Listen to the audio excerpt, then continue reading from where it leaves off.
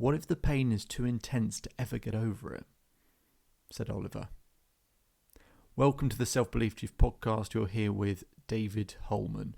Make sure to subscribe to catch up with the latest episodes. And let's begin.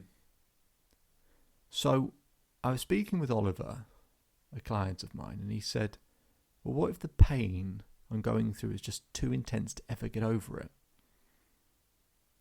Now, the pain he was going through was from a past relationship.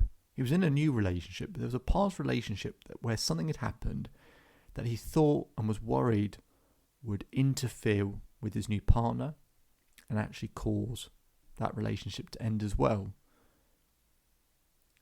So people can go through fairly traumatic things in life, really difficult things that when people, their friends and family just tell them to get over it or just go outside and go for a walk and all of this sort of stuff. There's some things in life where you can't just go and do those things.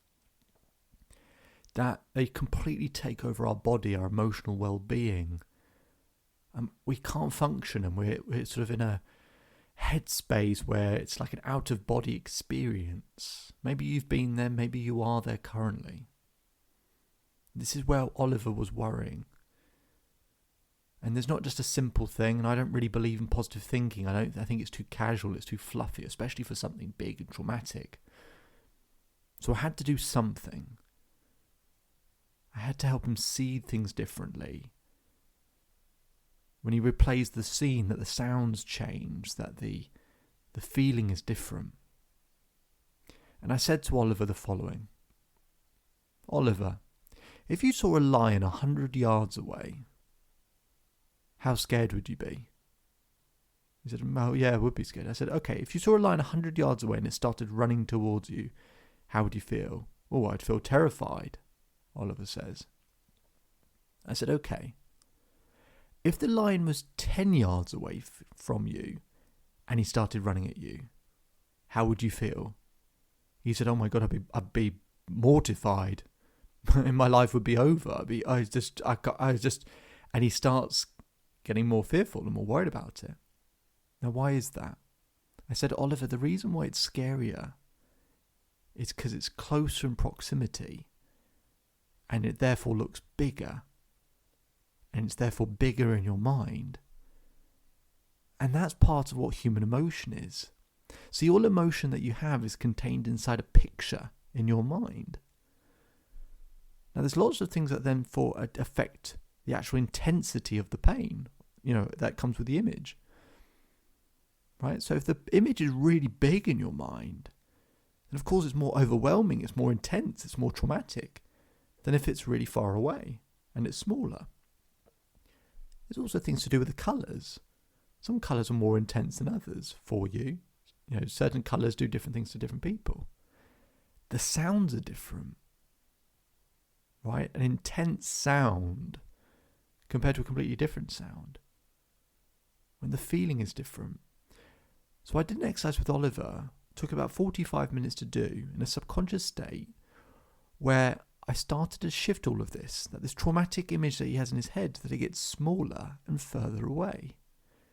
That the colours change, that I made the image more cartoonish. So it doesn't feel the same, doesn't look the same. I got him to change the sounds to any, silly sounds that he could think of. So instead of the intense sounds that he was fearing, you could just change the sound to, I don't know, let's do the sound of a pigeon, like, oh, right? You probably loved hearing that, but that's sort of the point. You change all these things. And you keep changing the scene, and you keep changing the scene, and you keep changing the scene, and you make it further and further away, and further away, and it gets smaller and smaller and smaller.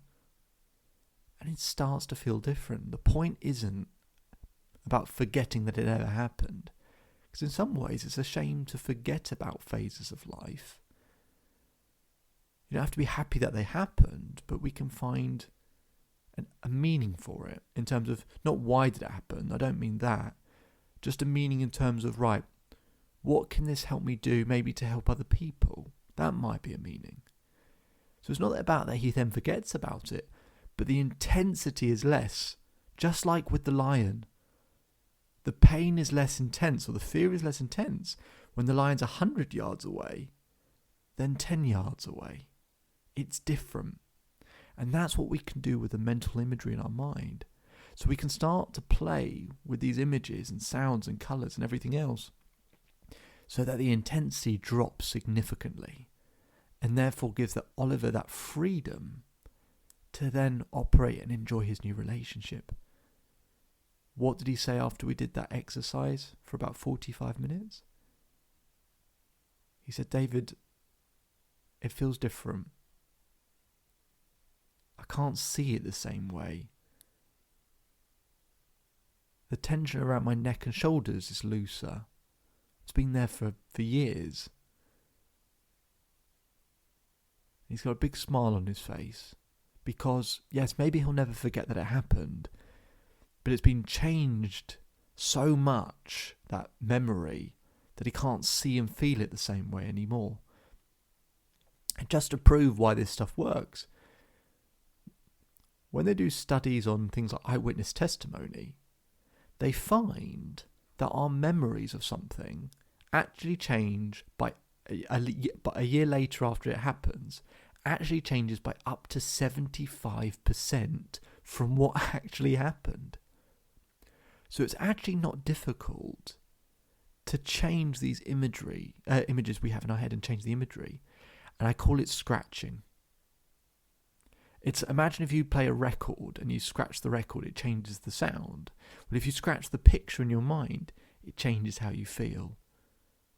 I've loved this exercise, and it's helped me personally a ton with some really difficult things that I've been through in my life, and hopefully can do the same for you. So I want to invite you, if you want to visit the Self-Belief Chief website, or we'll put it in the description. You can schedule a call with me if you want to. It'll be a free call to discuss what this would actually look like for you and how we can try and create that change for you. Then it'd be fantastic to hear from you. My name is David Holman. Remember to subscribe to the podcast for more episodes.